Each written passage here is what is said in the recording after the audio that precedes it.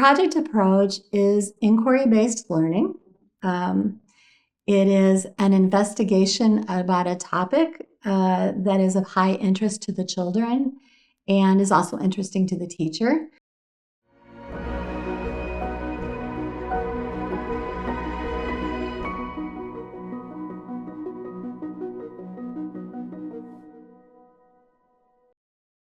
In phase one, the teacher would typically try to introduce the topic or get the discussion started about the topic by bringing in something interesting as an opening event. It could be an object, if she wanted to start a project on water, she might bring in a faucet and say, look, I brought it. I don't need this at home anymore. And so I thought we might be able to use it in the housekeeping area. And have you ever seen anything like this before? And then, the children are just going to go, I have one of those in my house. And then the teacher can just go from there and say, well, let me write down everything you know about faucets. What do we know about water and faucets? And so that's a beginning.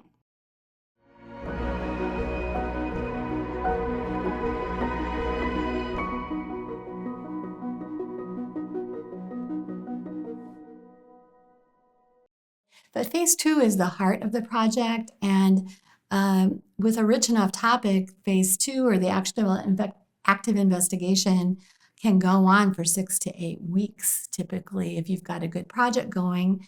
This is when children have a chance to really independently and in small groups do hands-on investigation using artifacts, interviewing experts, taking field trips, whether they're just little walking field trips or whether it's actually going somewhere in a bus, but going out into the community. This active investigation phase really links what happens in the classroom, what's going on in the real world around the child. One of the most engaging and motivating things about project work is that it is real.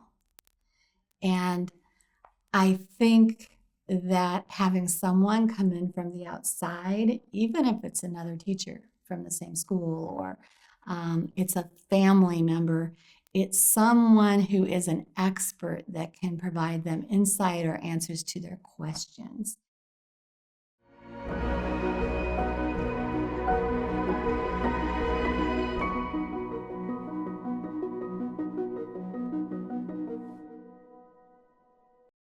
Phase 3 is where we celebrate and share in the learning that has taken place during the investigation phase.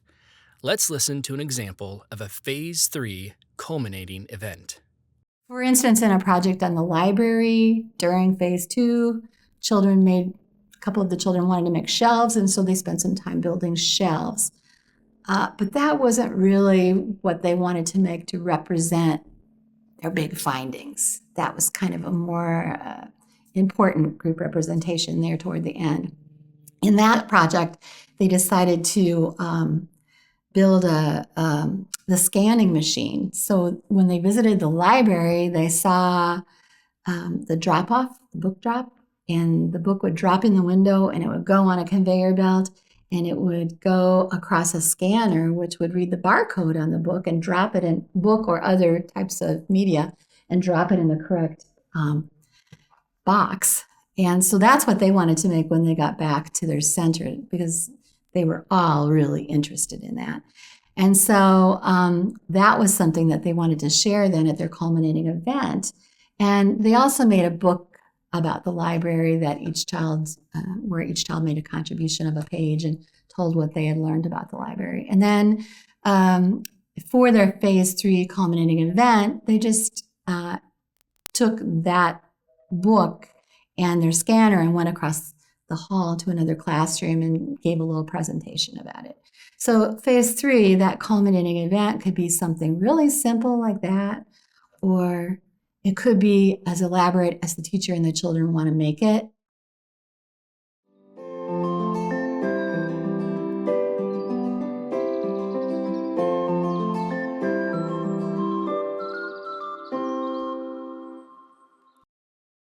I chose projects.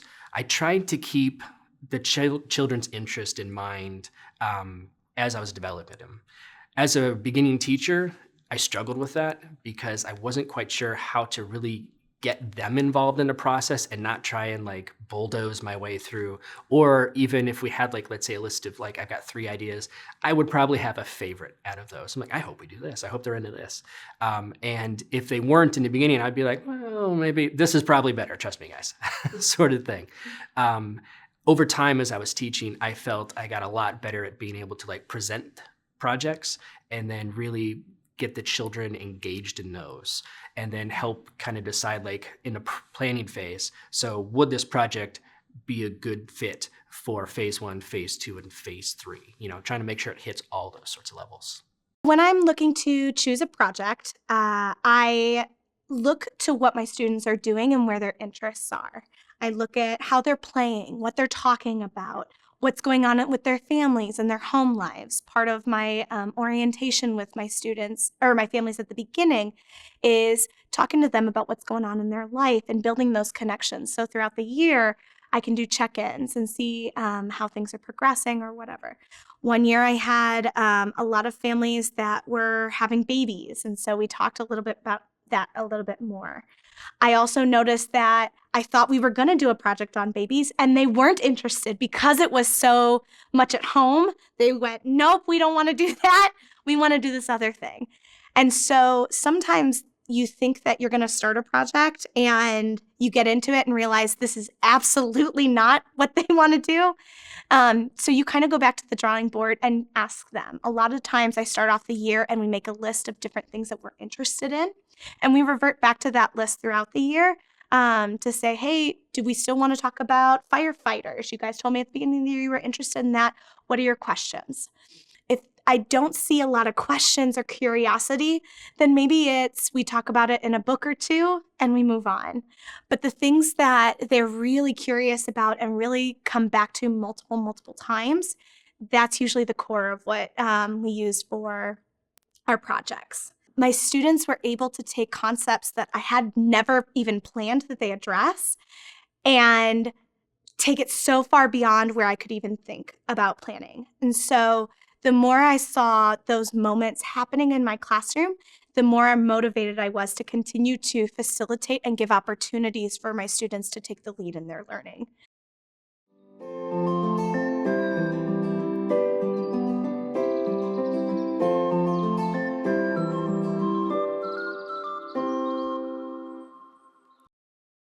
Because Project Approach is so responsive to what your students are doing in that moment, it's sometimes hard to plan ahead of time where that project direction is going to go. So when I do my lesson planning, I kind of use a webbing approach where I can plan for different directions that the project might take. And so when my students do hit those parts, I know exactly where I want to go, and I've already planned for that specific direction.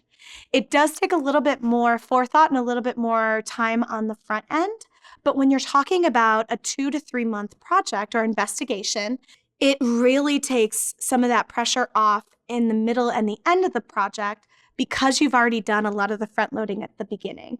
And then after about a week or so, if they're going to school every day, maybe it could only be a week that you would need for phase 1. And she might say, well, I noticed you're really interested in baking, for instance. What else would you like to find out about baking?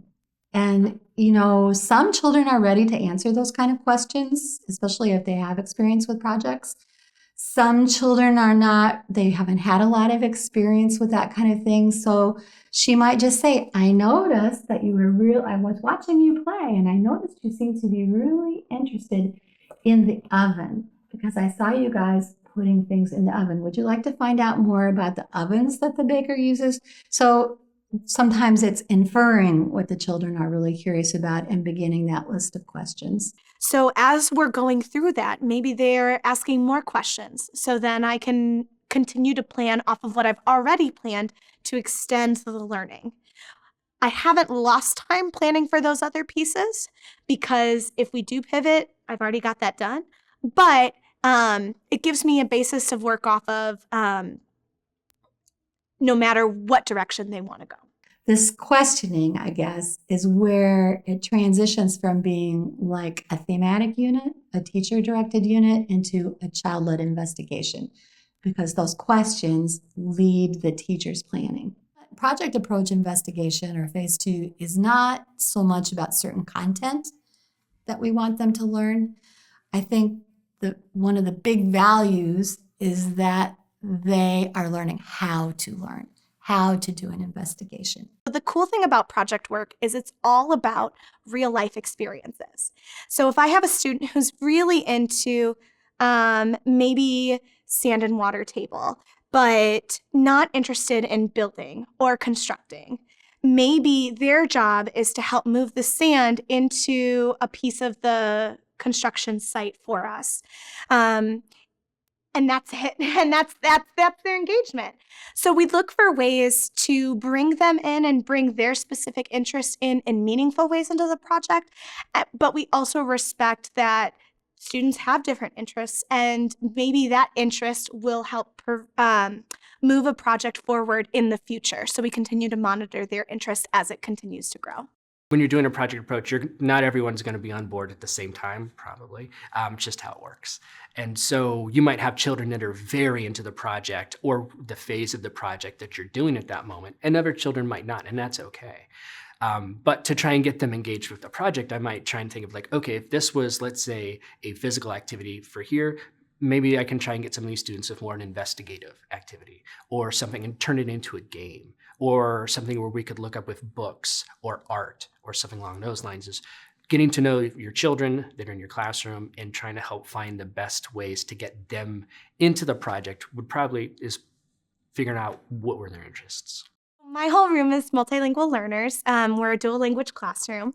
And all of my students are learning both Spanish and English at the same time. So all of my students fall in different spaces, both receptively and expressively. So it's really important to offer a variety of ways to show understanding and learning and give access to new vocabulary, new sentence structure, or new concepts. In general. And so I use a lot of like vocabulary words, a lot of repetition, a lot of gestures. So even if they can't verbally tell me, they can gesture or imitate a gesture that we've learned. So for example, we were talking about, I forget, like our house. And so I had a student I wanted to ask him about his house. So I pointed to him and I said, tell me about your house. And he mimicked the gesture back and said, Mama y Papa. So he was telling me a story about how his mom and dad lived there in his house and making that connection. But he didn't have all of the words, but he can gesture to me. So I also use a lot of the books that we have. There's so many vibrant visuals that you can find within books that even if they can't verbally express, they can point to a picture or they can go get a reference book to show and point to. But a lot of project work happens in small groups, and small groups provide an excellent opportunity for kids with disabilities or who are second language learners to learn in a natural environment. The great thing about project work is that it takes place over an extended period of time.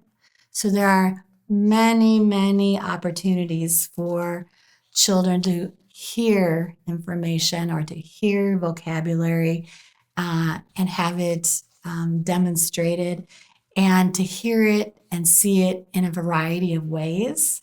Utilizing a variety of strategies for students with different abilities or multilingual learners or different language acquisition levels. It's important to continue to adapt materials and offer opportunities for them to participate in meaningful ways throughout the project in a way that is developmentally appropriate for them. So I have a student, for example, that uses a lot of visuals. He uses alternative communication devices or is working on expressive speech. So we use a lot of exchanging of visuals in order to engage him. He might not be able to tell me a full sentence about what he's learning, but he can show me through moving pictures that he is engaged understanding the concepts. and things like that. We do a lot of like copies of books so that he can have a copy and I can have a copy so he can make that connection. We have done drawing and pictures. So he might not be able to sustain attention in the whole group the entire time, but he likes to draw. And so we encourage him to draw pictures of things that we're talking about in a whole group. So I have a student who needs a lot of sensory integration. And so he's working on listening for shorter periods of time and then takes a sensory break and then comes back in, and he's much more ready to learn and engage when we meet those sensory needs. When we were ready to end them, I would say it was because either we had reached the end of our investigation, like in the beginning when we would develop like a set of questions, like what do we want to know about the project? And as the project would grow, we would add more questions to that list usually. And so once we reached the end of, we had figured out, okay, we've answered those questions, or we've answered them as well as we can. That usually gave me an idea. It's like, okay, we're getting ready to wrap this up. On the other hand, you could also have a project that might just go too long and you might be losing the children's interests, a lot of your children's interests. And if the children were sort of out of it and it felt like you're the only one that's kind of dragging it along a little bit, that's also probably a pretty good indicator that it's time to wrap it up.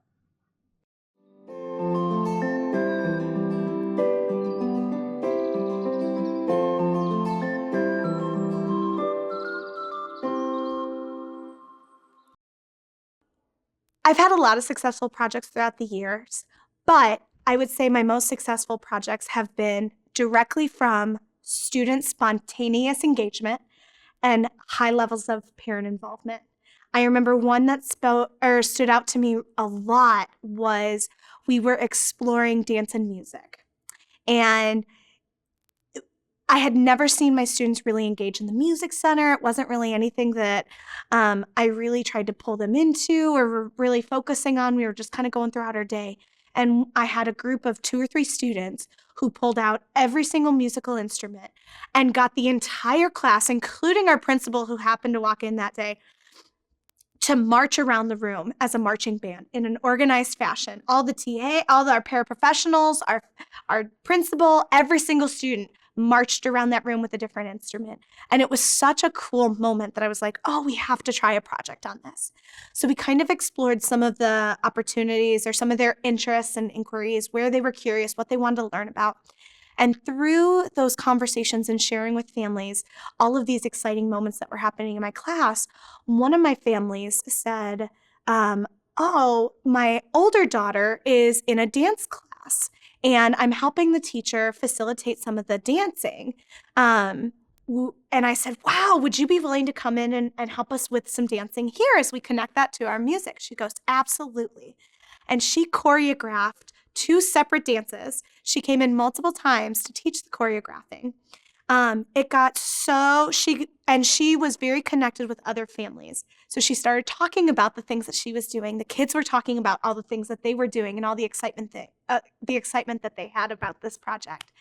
And somebody decided that they were going to design dresses and outfits. And so the day came that we were presenting, and we had talked about the families. We had shared that we were going to do a culminating project and share this dance and talk about the dances and the music that we have learned about and do all these things. And I had community members that I had never met before, had heard about this through the grapevine, and were coming into the school just to see this presentation. And it was such a meaningful moment for me to see the amount of engagement that had rippled through the community based off of what these kids were interested in. And that was such a defining moment in project work for me. It was incredible.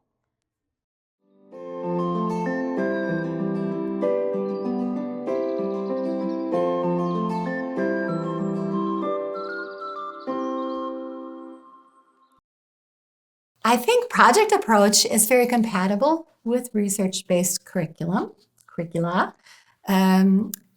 because project approach is not the whole curriculum. It's a wonderful addition to the curriculum. And so it might be that you're following a thematic unit and you notice, if you're the teacher, you notice that children are really interested in a certain aspect of it. And you think, that's a topic that really has enough to it that maybe it can become a long-term project. So let's see if I can't get that going. And so the long-term project is happening. Oftentimes, this is taking place during choice time.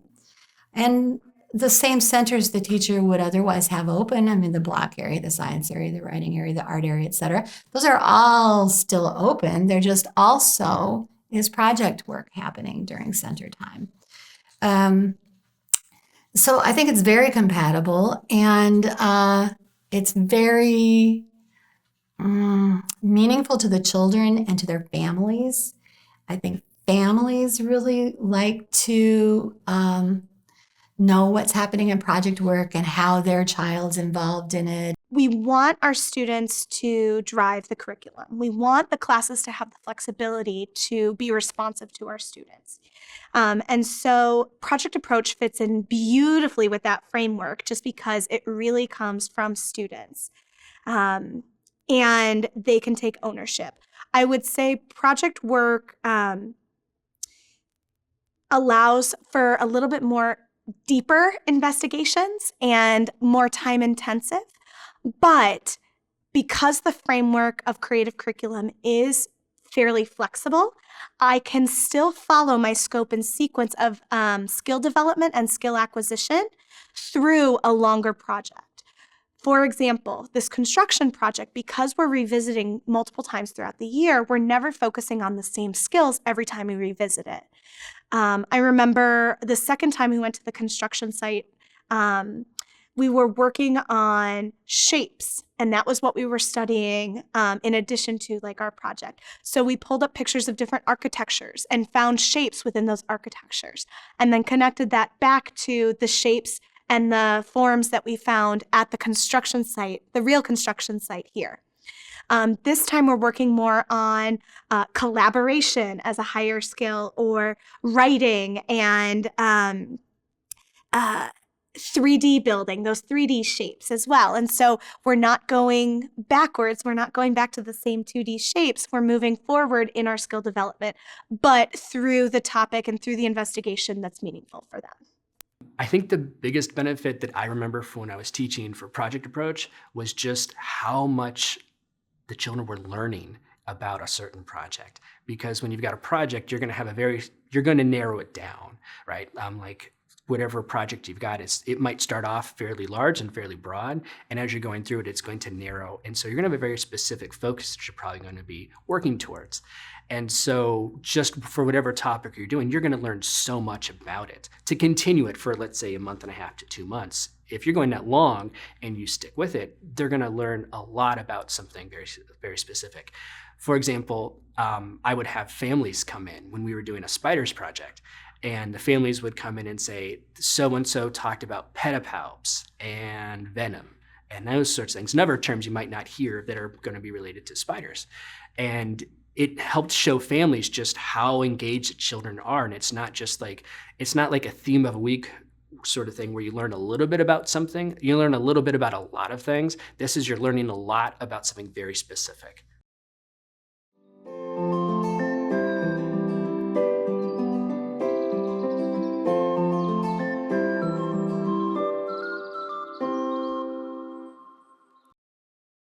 For somebody who is starting off with Project Approach and maybe not sure exactly where to start or where to begin, because there are a lot of pieces to it, I would highly recommend just taking 1 or 2 pieces and exploring how that feels and how that works into your teaching style, and trying new things. For example, maybe you try webbing, maybe you try observational drawings, maybe you try taking a small trip around the neighborhood and seeing what your kids are talking about, and seeing where they're asking if they have any questions, and going from there. Sometimes the best projects start with 1 question. And so don't feel like you have to get all of this interest or get the whole class on board. Maybe it's a question that 1 or 2 students have, and you really help move through the process of trying to answer that question in meaningful ways with 1 or 2 students before you try the whole class. But trying little pieces and seeing how that feels in your teaching style, and finding different ways that you can integrate Project Approach can be really meaningful to your students and your classroom community. It really empowers and builds confidence in my students. I've seen that over and over and over and over again. That when students can take ownership of their learning and get to drive the instruction based off of things that they're interested in, they are confident, they're focused, they're developing all of those skills that we want for kindergarten or want for their future education right here, right now, which is a really cool opportunity to facilitate in the classroom from a teacher's perspective.